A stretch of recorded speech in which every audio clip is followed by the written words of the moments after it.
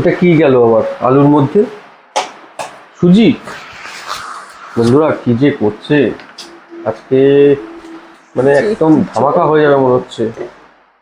আমি বুঝতেই পারছি না, এদিকে সুজি গেল, তার মধ্যে গেল আলু। আলুর পরোটা করবে নাকি? হ্যাঁ, সুজি দিয়ে আলু দিয়ে তো আলুর পরোটা হয়, খুব জানো তো তুমি।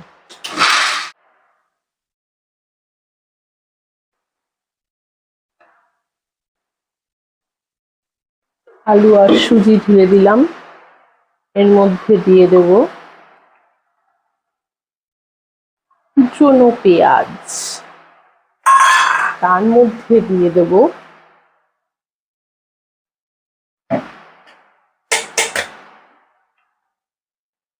গ্রেট করা গাজর, তার মধ্যে দিয়ে দেব কুচনো ক্যাপসিকাম। টোটালটা আমার যা হয়ে গেল বন্ধুরা। আমি শুধু এইটুকু বলতে পারি বন্ধুরা, হয় জিনিসটা খেতে খুব সুন্দর হবে, নয় বিভৎস কিছু হতে চলেছে। তার মধ্যে দিয়ে দেব বন্ধুরা, আমার দিকে কনসেন্ট্রেট করো বন্ধুরা, ডিমটাকে এইভাবে ফাটাবে, এইভাবে ডিমটাকে দিয়ে দেবে এর মধ্যে বন্ধুরা। দুটো ডিম দিয়ে দিব। এবার আমি এটাকে ফেটাবো বন্ধুরা।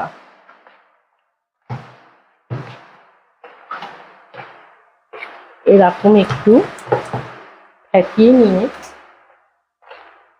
এর মধ্যে দিয়ে দেব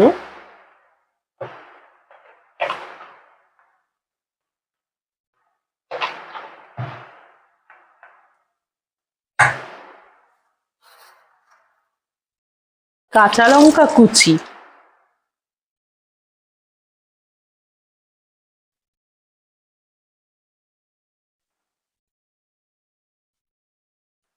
মিহি করে কুচোতে হবে এবং ক্যাপসিকামটাও খুবই মিহি করে কুচোতে হবে।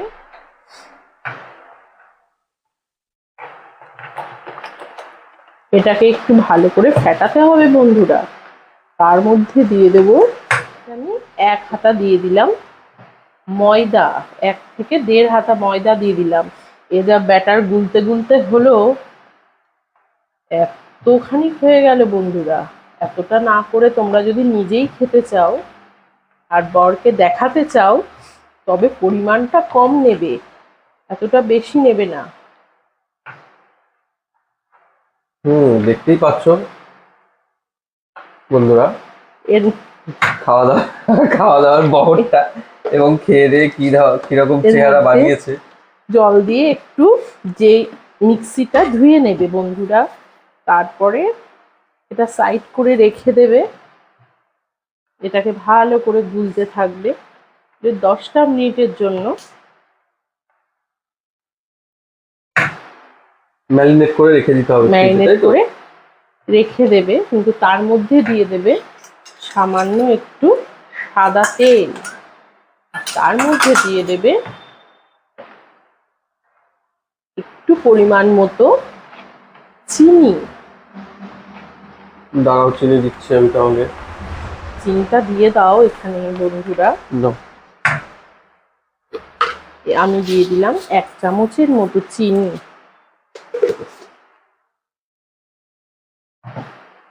এবার আমি এটাকে বেশ কিছুক্ষণের জন্য ম্যারিনেশন হতে দেব। এটাকে আমি কিছুক্ষণের জন্য ম্যারিনেশন করতে দিলাম। চলো বন্ধুরা, 10 মিনিট বাদে ফিরে আসছি।